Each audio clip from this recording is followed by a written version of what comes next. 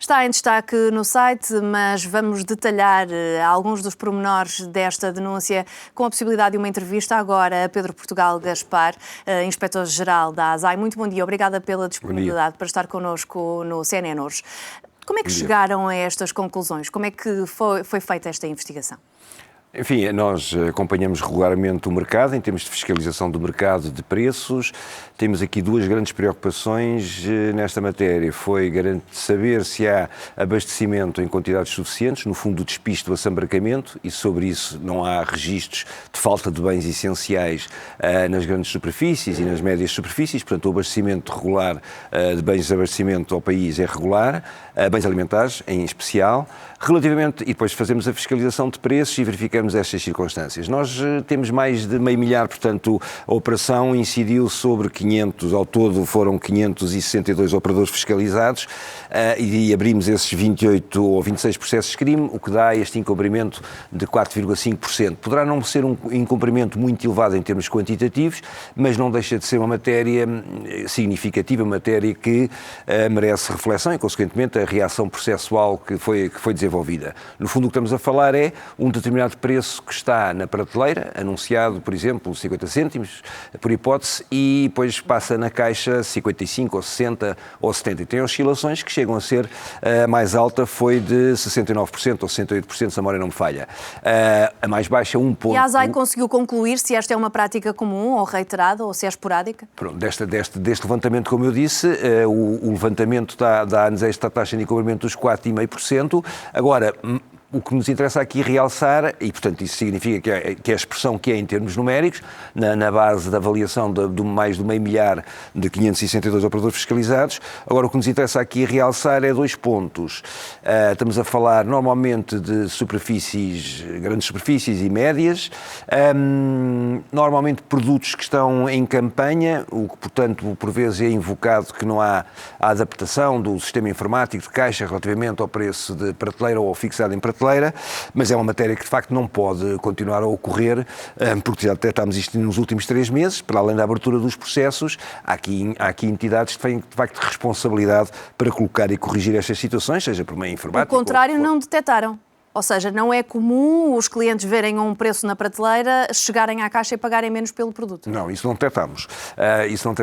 Então haverá alguma intencionalidade nesta prática? Pronto, agora, essa é uma questão que tem que ser vista em termos depois processuais e em termos do respectivo processo. Poderá ser a tal, como eu estava a dizer, a tal situação negligente do problema de não adaptação do sistema informático de caixa versus o aviso de prateleira em promoção essencialmente ou de redução de preço, ou poderá ser, de facto, um outro tipo de prática, como disse, nesse sentido mais intencional. É uma matéria que eu não faço antecipação, nem juízo de valor naturalmente a priori, é uma matéria que tem de decorrer respectivamente dos respectivos processos. Agora, há pelo menos esta conclusão que se pode retirar, se porventura há uma dificuldade de adaptação do sistema informático admitindo essa matéria, então não se coloca os produtos, ou só se garanta essa situação acautelando essa matéria a priori, pelo menos para evitar este tipo de situação que, para todos os efeitos, pode ter aqui um cash flow, digamos assim, ou um aviamento diário com uma expressão muito significativa, porque estamos a falar até do operador. Para o consumidor o impacto pode ser quase imperceptível, sobretudo se estivermos a falar apenas de alguns cêntimos,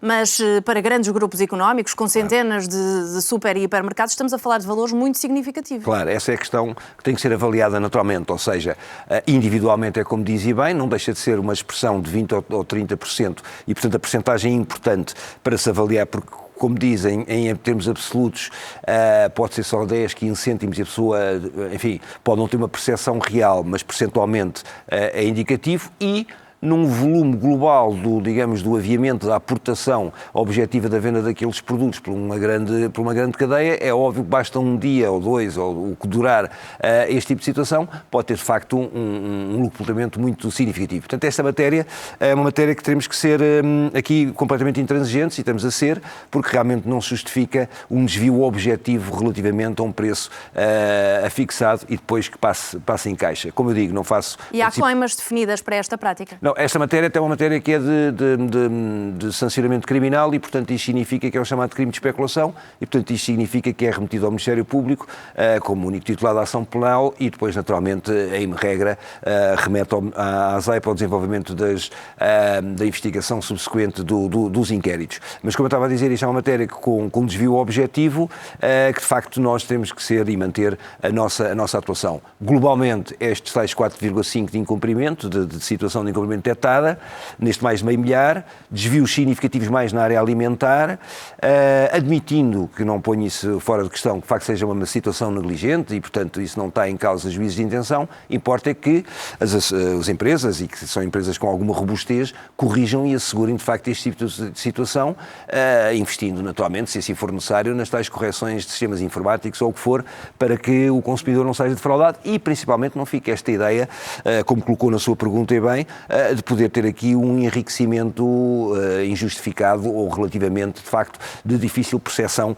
pela venda volumosa de certo tipo de produtos, que ainda por cima estamos a falar, 94% dessas situações situaram-se nos bens alimentares, precisamente aqueles que são sempre os bens essenciais e que, naturalmente, o consumidor consome. Na parte dos outros bens não alimentares, acabou por ser em produtos ligados à matéria de higiene pessoal, que também não deixa de ser alguma essencialidade, digamos assim, da aquisição de produtos. E, portanto, isto é uma coincidência relativamente a este tipo de bens que se coloca naqueles de maior aviamento, digamos, ou se quiser, de maior aportação de venda em termos, naturalmente, deste tipo de entidades e, consequentemente, escolhas do consumidor, claro.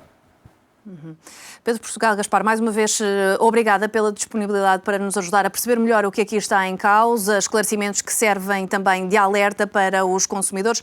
Mais à frente, neste CNN, nós vamos ter a oportunidade de conversar com a DECO, que fará também alguns avisos e alguns alertas numa altura de grande consumo. Muito obrigada. Muito obrigado também. Bom dia. Bom dia, obrigado.